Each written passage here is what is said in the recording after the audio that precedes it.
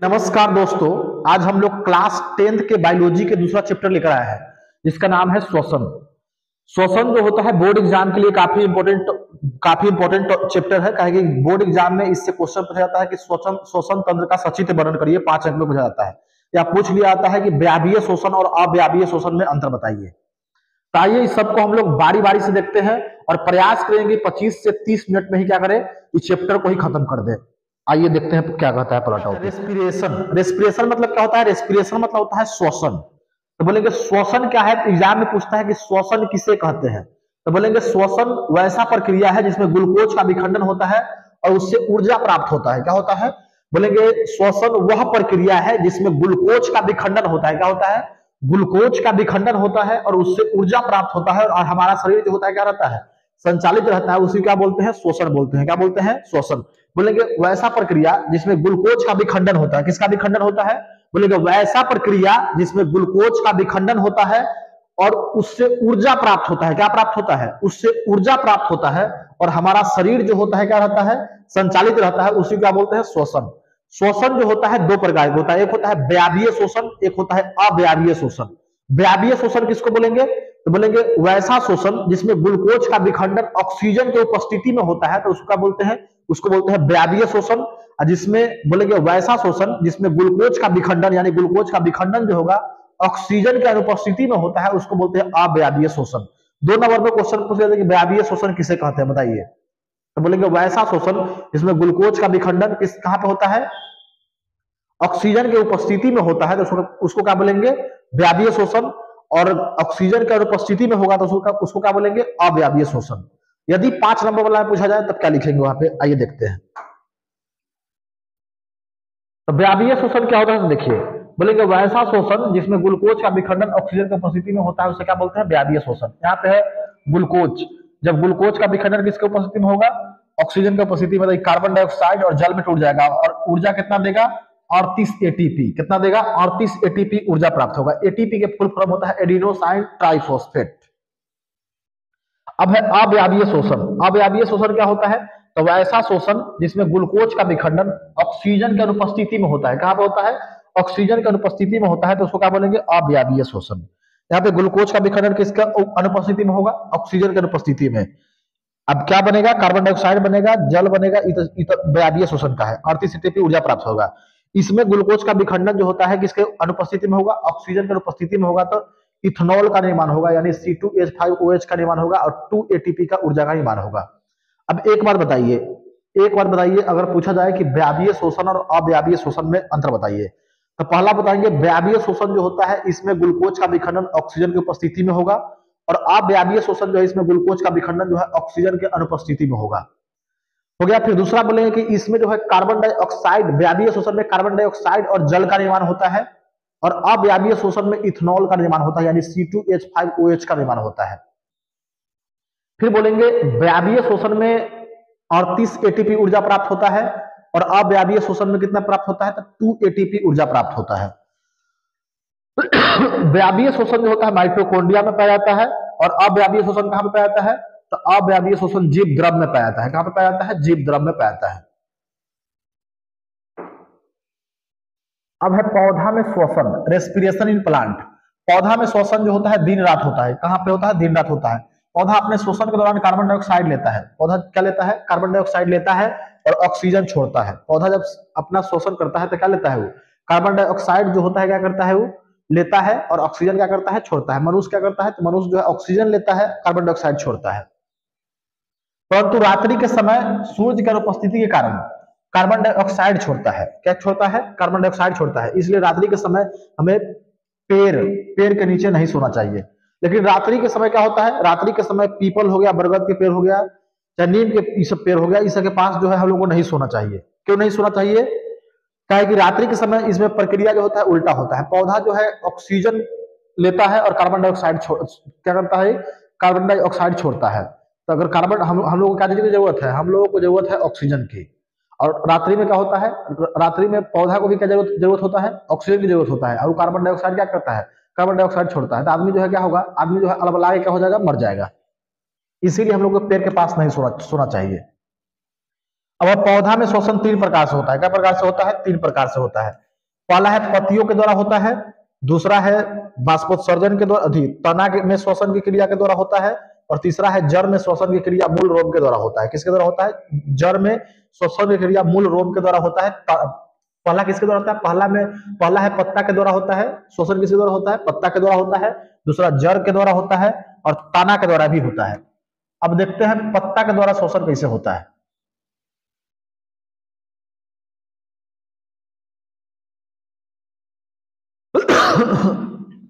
पत्तिया में श्वसन की क्रिया स्टोमाटा के द्वारा होता है। किसके द्वारा होता है? स्टोमाटा। पत्ता में छोटा छोटा छिद्र पाया जाता है, उसी क्या बोलते हैं? उसी को बोलते हैं स्टोमाटा। पत्ता में छोटा छोटा छिद्र होता है, उसको क्या बोलते हैं? उसी को बोलते हैं स्टोमाटा।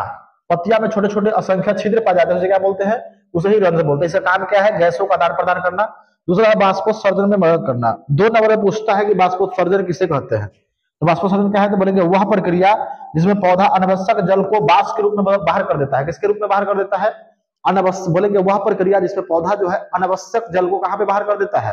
वाष्प के रूप में बाहर कर देता है, उसको क्या बोलते हैं? उसी को बोलते हैं बाष्पोत्सर्जन। दूसरा है तना में श्वसन। तना में श्वसन की क्रिया वात रंध्र के द्वारा होता है। किसके द्वारा होता है? वात रंध्र के द्वारा होता है। जड़ में श्वसन की क्रिया किसके द्वारा होता है? मूल रोम के द्वारा होता है। किसके द्वारा होता है? जड़ में श्वसन की क्रिया किसके द्वारा होगा? तो मूल रोम के द्वारा। तना में किसके द्वारा होगा? वात रंध्र के द्वारा। जैसे में पीपल तुलसी में किसके द्वारा होगा? मूल रोम के द्वारा। मूल रोम किसको बोलेंगे? इमली पेड़ है, पेड़ के जो ऐसा जड़ जो दिखाई दे रहा है ऐसा ऐसा धागा की तरह, उसी को बोलते हैं मूल रोम। क्या बोलते हैं? मूल रोम। अब पढ़ना है जंतु में श्वसन, रेस्पिरेशन एनिमल। तो कुछ जंतु में श्वसन जो होता है किसके द्वारा होगा? कुछ जंतु में श्वसन जो होता है त्वचा के द्वारा होता है, और कुछ जंतु में श्वसन क्लोम यानी गलफारा के द्वारा होता है, और कुछ में जो होता है श्वास नली के द्वारा होता है। जैसे कीट हो गया, जितना कीड़ा मकोड़ा है उसमें कैसे होगा? तो उसमें श्वास नली के द्वारा होता है। मछली हो गया, उसमें किसके द्वारा होगा? गलफारा यानी क्लोम के द्वारा।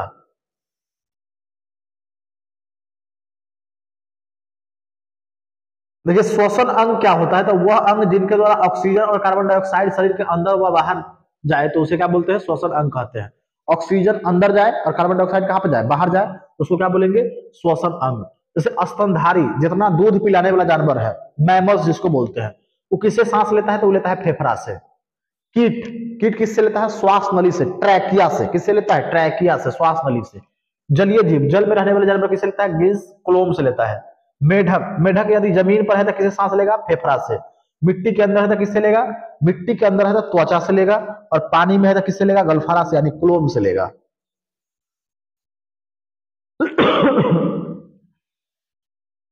इसके बाद नेक्स्ट टॉपिक है ब्रीदिंग। क्या है? ब्रीदिंग यानी श्वासोश्वास। तो ब्रीदिंग किसको बोलेंगे? बोलेंगे श्वासोश्वास या प्रश्वास भी इसको बोलते हैं। बोलेंगे वह प्रक्रिया जिसमें हम लोग ऑक्सीजन अंदर लेते हैं और कार्बन डाइऑक्साइड बाहर करते हैं। बोलेंगे वह प्रक्रिया जिसमें हम लोग ऑक्सीजन लेते हैं और कार्बन डाइऑक्साइड बाहर करते हैं, उसको क्या बोलते हैं? उसको बोलते हैं प्रश्वास यानी श्वासोश्वास या ब्रीदिंग बोलते हैं उसको। और दूसरा डिफिनेशन क्या बोल सकते हैं? बोल सकते हैं सांस अंदर लेने और बाहर छोड़ने, दोनों क्रिया को जोड़ देते हैं तो उसी को क्या बोलते हैं? उसी को बोलते हैं ब्रीदिंग। अब श्वासोश्वास जो होता है 2 प्रकार के होते हैं। एक होता है निश्वसन, जिसको इंस्पायरेशन बोलते हैं। जब हम लोग सांस अंदर लेते हैं, ऐसे जब सांस अंदर लेते हैं तो उसको क्या बोलते हैं? उसको बोलते हैं निश्वसन। अंदर लेना यानी सांस ऑक्सीजन को अंदर लेना ही क्या कहलाता है? निश्वसन। इसमें नाइट्रोजन हम लोग क्या परसेंट लेते हैं? अंदर 78% लेते हैं। ऑक्सीजन का परसेंट 21%। कार्बन डाइऑक्साइड का परसेंट 0.03% लेते हैं। अब है निःश्वसन, एक्सपायरेशन, बाहर छोड़ना यानी सांस बाहर छोड़ते हैं तो जैसे नाइट्रोजन का परसेंट 78%, ऑक्सीजन का परसेंट 17%, यानी 4% घट जाता है। जब भी हम लोग ऐसे सांस लेते ऊपर तो ऑक्सीजन 21% ले रहे हैं, जैसे बाहर कर रहे हैं तो क्या परसेंट कर रहे हैं? 17% कर रहे हैं। कार्बन डाइऑक्साइड क्या परसेंट करते हैं? 4% करते हैं।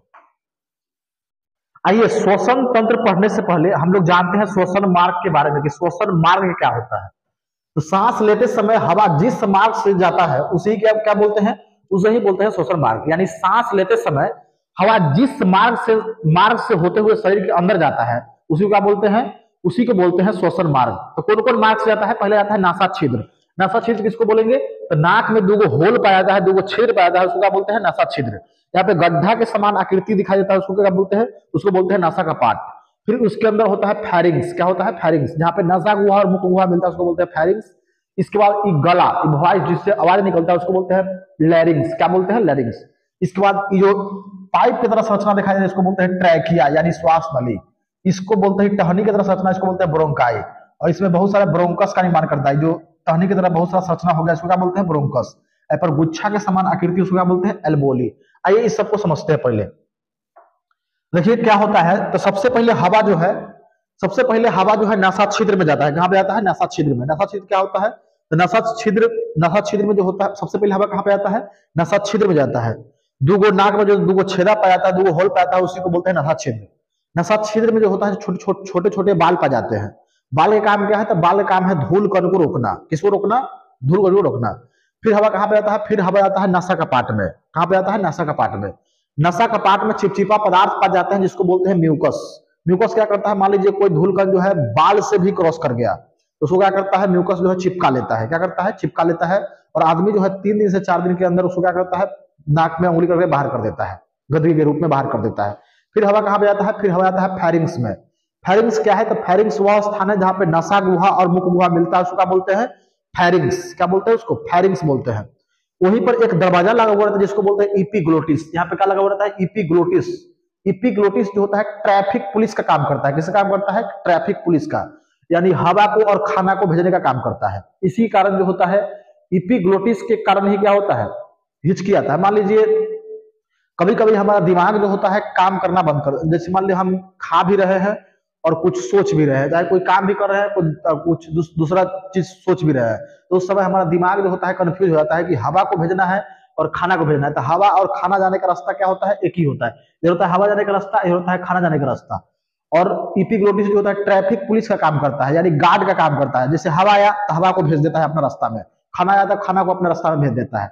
तो उस समय दिमाग क्या होता है? दिमाग जो होता है कंफ्यूजन में होता है कि हवा को, दिमाग क्या होता है? दिमाग जो होता है कंफ्यूजन में होता है। तो इसलिए उस समय हवा जो होता है क्या, दिमाग क्या होता है? दिमाग जो होता है कंफ्यूजन में होता है। इसके कारण जो होता है इपिग्लोटिस क्या होता है? इपिग्लोटिस जो होता है समझ नहीं आता है, हवा वाला को कहाँ भेज देता है? खाना वाला में। या खाना वाला को कहाँ भेज देगा? हवा में भेज देता है। इसी कारण जो होता है आदमी को कारण लगता है हिचकी आने लगता है। फिर हवा कहां पे जाता है? तो फिर हवा जाता है लैरिंग्स में। कहां पे जाता है? लैरिंग्स में। लैरिंग्स को वॉइस बॉक्स भी बोलते हैं। क्या बोलते हैं? Voice box. इसी कारण जो होता है साउंड उत्पन्न होता है, इसलिए इसको क्या बोलते हैं? वॉइस बॉक्स बोलते हैं। इसके कारण क्या होता है? साउंड उत्पन्न होता है, आवाज उत्पन्न होता है। इसको दबा दिया जाता है, क्या हो जाएगा? मृत्यु हो जाएगा।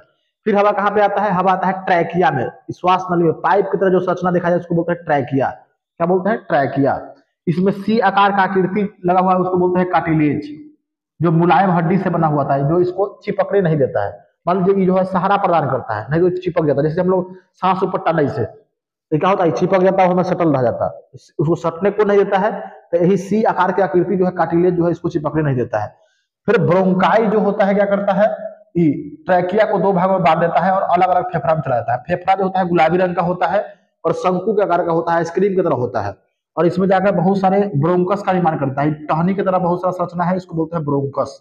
इस पर गुच्छा के समान आकृति है, इसको बोलते हैं एल्बोली। ये गुच्छा के समान आकृति दिखाई देता है, इसको क्या बोलते हैं? उसको बोलते हैं एल्बोली। एल्बोली का काम क्या है?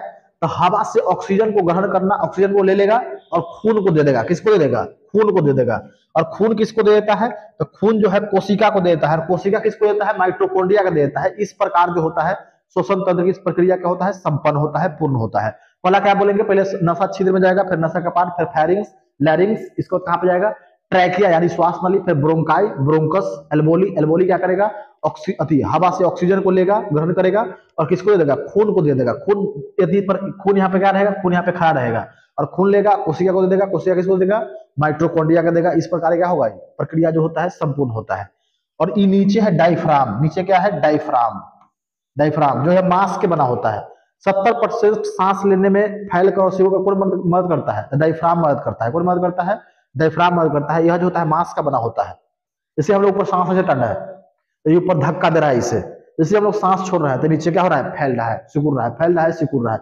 इसका काम क्या है? डायफ्राम जो होता है फैलता है, सिकुड़ता है, फैलता है और सिकुड़ता है। इसका काम क्या है? फैलना और सिकुड़ना। फैलकर और सिकुड़कर सांस लेने में मदद करता है। 70% किससे बना होता है? मांस का बना होता है। मान लीजिए अगर किसी भी महिला के पेट में बच्चा है, तो उस समय महिला का डायफ्राम जो होता है काम करना बंद कर देता है। क्या कि डायफ्राम वाले जगह पर क्या आता है? बच्चा जाता है, तो उस समय डायफ्राम को फैलने और सिकुड़ने में नहीं बनेगा। तो उस समय कौन काम करता है? तो उस समय पसली से जो होता है सांस लेता है। पसली जो है डायफ्राम का काम कौन करता है? फैलने सिकुड़ने में कौन काम करता है? तो उस समय पसली काम करता है।